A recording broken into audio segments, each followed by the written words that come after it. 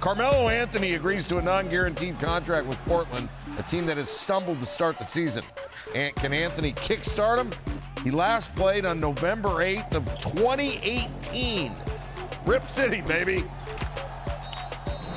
Ball don't lie, and it's no lie that Anthony likes the ball in his hands. Isolation plays are his bread and butter. This season, Portland runs the third most ISO plays and averages the second most points per direct ISO. So there's that. The art of the mid-range jumper has not been lost on Anthony. Since his rookie year, he's had the second most made shots from mid-range. This season, Portland has taken the fourth most mid-range shots. So there's that. And if you need a big three to succeed, might Anthony be that with Lillard and McCollum? Those two score 45% of Portland's points this season. Only Harden and Westbrook have combined to score a higher percentage. Let's bring in a guy who knows how to fill it up, Tim Legler. Tim, you're Terry Stotts. How do you use Carmelo Anthony?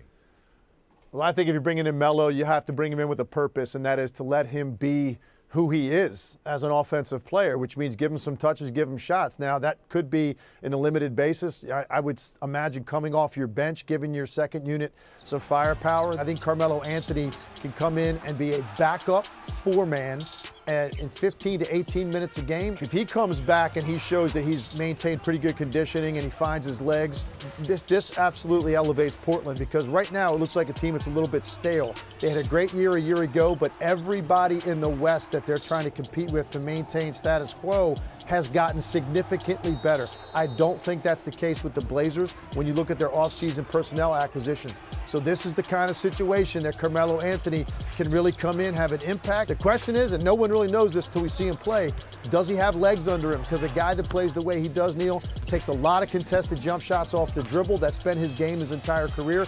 You need legs and you need lift to get that shot off and to be an efficient player. Hopefully this is a good fit for him and a good fit for the team. And if that's the case, he gives Portland something they really need right now. Well, we'll find out if he's got legs, because word is he's supposed to join the Blazers Saturday at San Antonio. Tim Legler. Carmelo Anthony back in the league, right? It was all, he started out last preseason with Houston, and then it didn't work out. And he has been sort of out there, I don't want to say campaigning, but letting everybody know, hey, look at me. I'm still here. Yeah, I have value. I have value. So he finally signs with the Portland Trail Blazers, which is interesting because the Blazers had a pretty decent run in the postseason last year. And then they watched a lot of teams in the Western Conference essentially say, hold on. They stayed the same, signed their stars to long-term deals, and then everybody went to L.A., the Clippers and the Lakers getting a abundance of those players. And we saw Russ go to Houston. So there was a lot of movement, except there wasn't a lot of movement for Portland. So now they get Melo, who is going to be a Hall of Famer. There's no question about it. But they're sitting there at 4-8 in the Western Conference, which is loaded.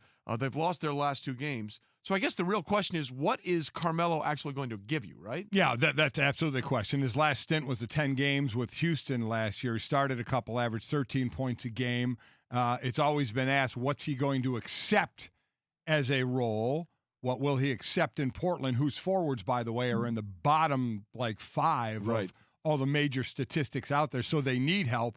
But is Carmelo that help? Is Carmelo a needle mover for this team? Yeah. That's Mike, that's what I don't know. I don't know if I see that coming or not, quite honestly. Well, he's a bucket. That's the one thing we've consistently heard from everybody, from all the analysts. 'Cause that's been the weird part, is less Carmelo Anthony campaigning and more all of Carmelo Anthony's peers seem to be campaigning for the idea that Carmelo being out of the league was some sort of travesty, and that because he's a future Hall of Famer, him not being able to go out on his own terms is something that is disagreeable. But the one thing we can all agree on is he is a bucket. I think looking right now, the Trailblazers are 27th in points per game, tied for 28th in assists. That number's not going to go up. I was about to say, he's not adding to that one.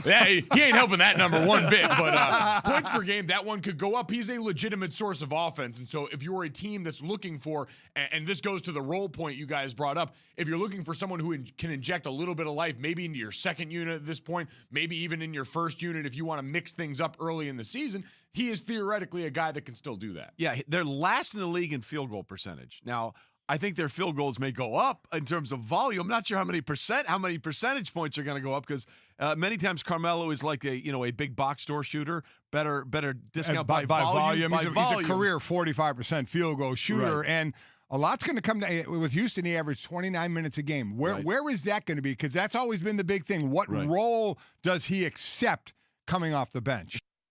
Thanks for watching ESPN on YouTube. For highlights and analysis, check out the ESPN app. And for live streaming and premium content, check out ESPN Plus.